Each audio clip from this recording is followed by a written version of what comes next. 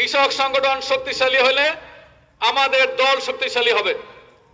আর আমরা জানেন যে আমাদের এই কাপাসিয়ার গণমানুষের নেতা, আমাদের ভাই প্রিয় নেতা, উদ্যোক্তা নেতৃবৃন্দের প্রতি আহ্বান, আপনারা এই বিষয়গুলো একটু লক্ষ্য রাখবেন।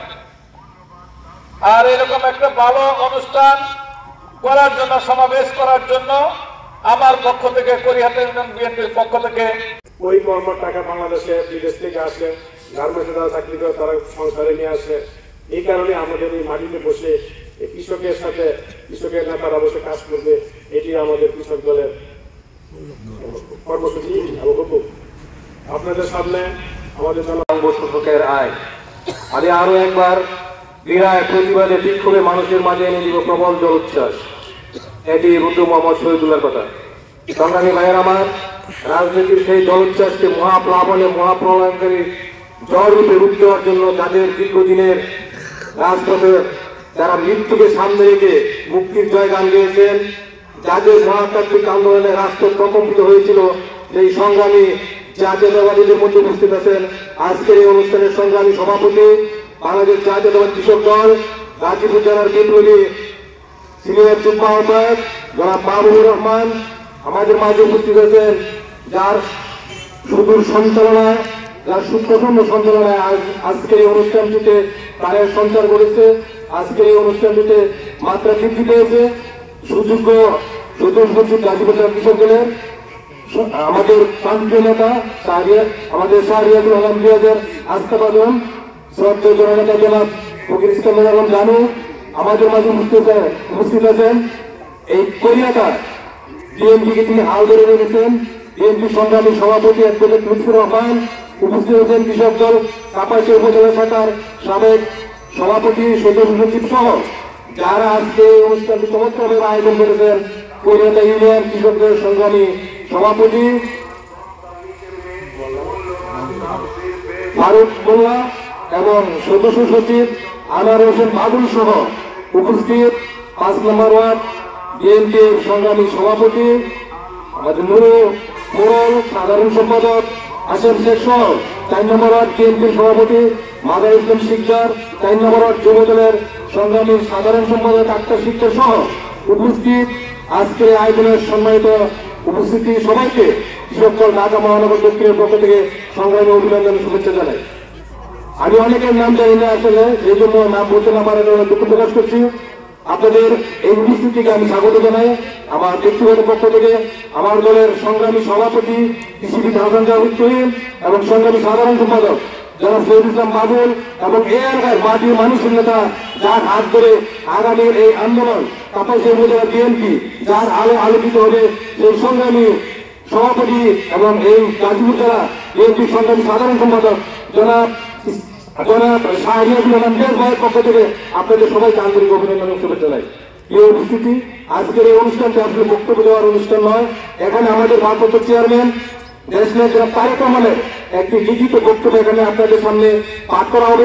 অল্পক্ষণ পরেই আপনারা যে বক্তব্যটি শুনবেন, সেই বক্তব্যটি আজকের অনুষ্ঠানের মূল প্রতিপাদ্য, মূল মেসেজ। সেই বক্তব্যটি আপনারা ধারণ করবেন। এটি আমার বক্তব্যের প্রধান উদ্দেশ্য। তাই আমি অল্প একটি কথা বলে আমার বক্তব্য শেষ করবো। আপনারা জানেন যে কৃষক দল সারা বাংলাদেশে এখন একটি আলোচিত দল হিসেবে আবির্ভাব হয়েছে। এই দলটি আলটিমেটলি পাঁচের এখন 40 বছরের মাধ্যমে স্পষ্টভাবে বলতে চাই, আপনাকে ঘুরে মাধ্যমে দিবি জাতীয়তাবাদী দল এই দেশ রাষ্ট্র পরিচালনায় সুযোগ পায় এবং দেশ তারেক রহমান যদি রাষ্ট্র পরিচালনায় সুযোগ পায়, তাহলে আপনাদের পক্ষ থেকে আমাদের এদেশে যত প্রকার কৃষি উপকরণ আছে সেই উপকরণগুলো কম মূল্য দেওয়া কমিয়ে দেওয়া হয় এবং যে কৃষি পণ্য যেগুলো উৎপাদন করে আমাদের কৃষক ভাইয়েরা, সেই তারা যেন তাদের এই উৎপাদিত কৃষি পণ্যগুলো মূল্য যেন ভালোভাবে পায়। কারণ আমরা দেখছি একটা জিনিস, কৃষকরা যে উৎপাদিত যে দ্রব্যগুলো আছে সেগুলো বাজারে যে হারে বিক্রি করা হয়, টাকায় তার 4 গুণ 5 গুণ দাম বৃদ্ধি পায়, তাহলে সেই টাকাগুলো যায় কোথায়? সেই টাকাগুলো নিচে মধ্যসত্ত্ব কোনো লোকের কাছে যায়। এই জিনিসগুলি যেন আমাদের ভারপ্রাপ্ত চেয়ারম্যান যদি আগামীতে রাষ্ট্র পরিচালনার সুযোগ করে দেয়, তাহলে এই দিকগুলো খেয়াল রাখেন। এবং কৃষি পণ্য যেগুলি উৎপাদিত পণ্যগুলো বৃদ্ধির পরে যেগুলি ব্যবহারের পরে যে উৎপাদিত যে পণ্যগুলি থাকবে, সেইগুলি রক্ষণাবেক্ষণ সেগুলিকে সংরক্ষণ করার জন্য আমাদের এই দাবিগুলির মধ্যে কৃষকের পক্ষ থেকে। এবং প্রান্তিক যে কৃষক আছে সেই প্রান্তিক কৃষক আপনারা জানেন, অনেকেই জানেন হয়তো, বিগত এই আওয়ামী সরকারের দ্বারা নির্যাতিত হয়ে নিষ্পেষিত হয়ে আমাদের উত্তরবঙ্গের 4 জন কৃষক আত্মহত্যা দিয়েছিল। যেখানে আমাদের কৃষক আত্মহত্যা দিয়েছে, যেখানে এই পতিত শহরের তারা নির্যাতিত হয়েছে, সেখানে আমাদের কৃষকদের সংগ্রামী সভাপতি সাধারণ সম্পাদক তারা তাদের পাশে ছুটে গিয়েছেন, তাদের পরিবারের সাথে কথা বলেছেন এবং যেখানে কয়েক করেছেন সেখানে কৃষকদের প্রতিনিধি তারা পাঠিয়েছেন। তারা আশ্বস্ত করেছেন আগামীতে যদি আমাদের সরকার ক্ষমতায় আসে তাহলে অবশ্যই কৃষকদের পাশে থাকবে, আমাদের দল অবশ্যই কৃষকদের পাশে সবসময় থাকবে এবং আছে এবং আমাদের দল সবসময় কৃষকদের দায়িত্ব গ্রহণের চেষ্টা করবে। প্রিয় এলাকাবাসী, আপনারা জানেন যে পতিত স্বৈরাচার পৃথিবীর ইতিহাস নেই যে পতিত 3 মাস ব্যাপী ইউনিয়ন পর্যায়ে জাতীয়তাবাদী কৃষক দলের উদ্যোগে কৃষক সমাবেশে কৃষক দলের বক্তব্য। প্রিয় কৃষক ভাই ভাইয়েরা, আসসালামু আলাইকুম। বাংলাদেশ জাতীয়তাবাদী কৃষক দলের উদ্যোগে 3 মাস ব্যাপী সারা দেশে ইউনিয়ন পর্যায়ে অনুষ্ঠিত কৃষক সমাবেশে উপস্থিত অত্র ইউনিয়নের কৃষক ভাইদের প্রতি জাতীয়তাবাদী কৃষক দলের পক্ষ থেকে শুভেচ্ছা ও অভিনন্দন। প্রিয় ভাইয়েরা, লক্ষ লক্ষ শহীদের রক্তের বিনিময়ে অর্জিত স্বাধীনতার পর এক মহা সংকটে নিপতিত হয় আমাদের এই প্রিয় মাতৃভূমি। সুজলা সফলা শস্য শ্যামলা আমাদের উর্বর বাংলাদেশের শুরুতে আওয়ামী লীগ দুঃশাসনের কবলে পড়ে দুর্ভিক্ষে নিপতিত হয়। 1975 সালের পট পরিবর্তনের পর সিপাহী জনতার বিপ্লবের মধ্য দিয়ে জিয়াউর রহমান দেশের মানুষের প্রয়োজনে দায়িত্বভার গ্রহণ করেন। দুর্ভিক্ষ কবলিত এই দেশের মানুষের মুখে এক মুঠো খাবার তুলে দেওয়ার জন্য কৃষিক্ষেত্রে কিছু যুগান্তকারী পদক্ষেপ গ্রহণ করেন।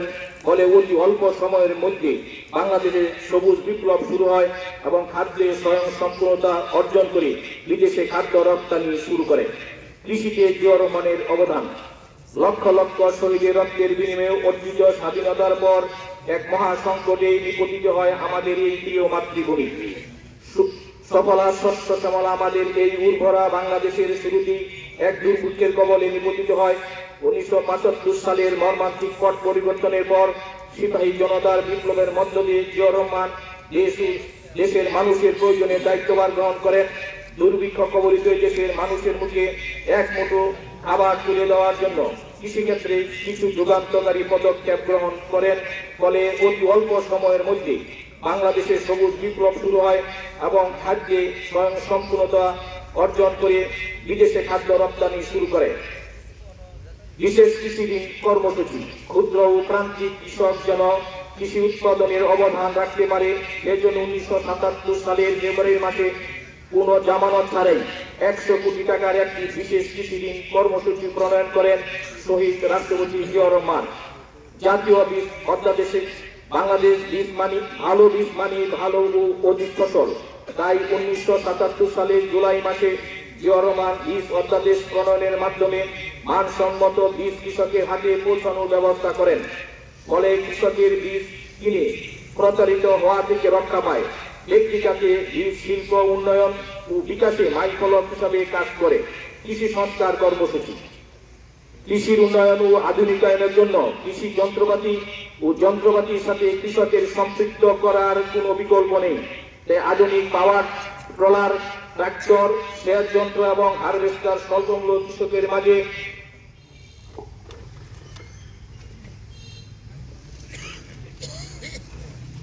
বিতরণের ব্যবস্থা করেন।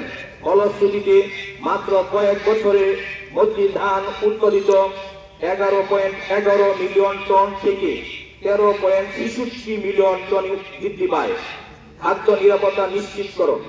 দেশের দারিদ্র জনগোষ্ঠীর খাদ্য নিরাপত্তা নিশ্চিত করার জন্য খাদ্যের আপৎকালীন মজুদ ধরে তুলতে জিয়াউর রহমান নতুন খাদ্য গুদাম তৈরি উদ্যোগ গ্রহণ করেন এবং ভালো দামে সরাসরি কৃষকের কাছ থেকে ধান চাল ক্রয়ের ব্যবস্থা করেন। তার শাসনামলে ধানের বাম্পার ফলনের জন্য বাংলাদেশ থেকে প্রথম চাল রপ্তানি শুরু হয়। খরা মৌসুমে কৃষক যেন উৎপাদিত ফসল বিক্রি করে ক্ষতিগ্রস্ত না হয়, সেজন্য তিনি 1978 সালের শস্য গুদাম ঋণ কর্মসূচি গ্রহণ করেন। পল্লী বিদ্যুতায়ন কর্মসূচি। বিদ্যুৎকে উন্নয়ন ও সভ্যতার বড় নিয়ামক মনে করে 1977 সালের অক্টোবর মাসে জিয়াউর রহমান মনে করে 1977 সালের অক্টোবর মাসে জিয়াউর রহমান পল্লী বিদ্যুতায়ন বোর্ড REB প্রতিষ্ঠা করেন।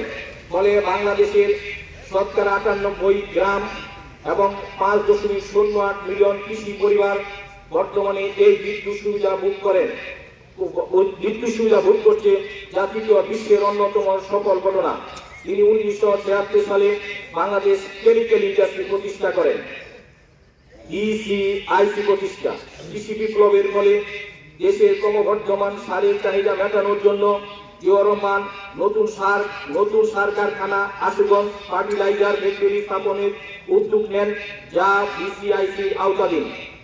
চিনি শিল্প উন্নয়নের নীতিমালা প্রণয়ন। আমদানি নির্ভরতা কমিয়ে চিনি শিল্পের উন্নয়ন। 1973 সালে Bangladesh sugar and food industry corporation প্রতিষ্ঠা করেন, যার ফলে দেশীয় চিনি উৎপাদন বৃদ্ধি পায়, উপজাত ভিত্তিক পণ্য বিদেশে রপ্তানির সুযোগ তৈরি হয়। জিয়াউর রহমানের বিশেষ আগ্রহ ও ঐকান্তিক প্রচেষ্টায় 1976 সালে আত্মপ্রকাশ করে বাংলাদেশ গবেষণা কৃষি গবেষণা ইনস্টিটিউট প্রতিষ্ঠা। জিয়াউর রহমানের বিশেষ আগ্রহ ও ঐকান্তিক প্রচেষ্টায় 1976 সালে আত্মপ্রকাশ করে বাংলাদেশ কৃষি গবেষণা ইনস্টিটিউট, যা দেশের কৃষি গবেষণার ক্ষেত্রে যুগান্তকারী ভূমিকা রাখছে।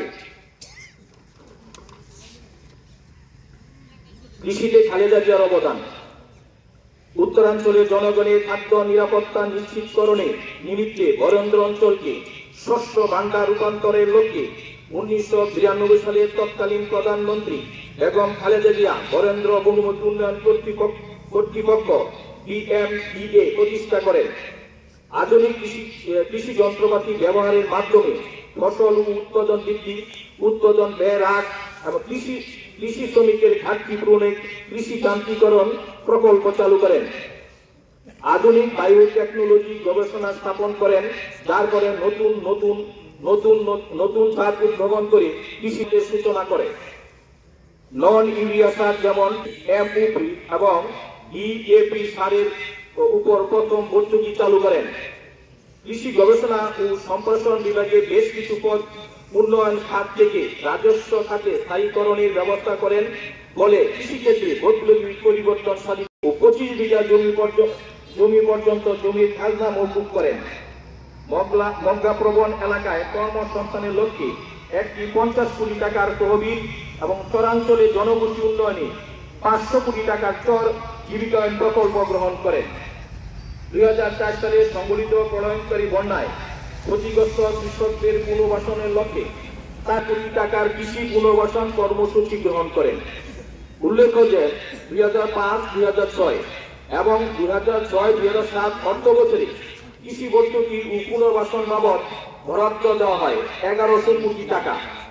2001 সালে ক্ষমতায় এসে প্রধানমন্ত্রী বেগম খালেদা জিয়ার শাসনামলে তার একান্ত আগ্রহে মশলা জাতীয় ফসল এবং ফলমূলের উৎপাদন বাড়ানোর জন্য প্রায় 4% সুদে ঋণ প্রদানের ব্যবস্থা করেন।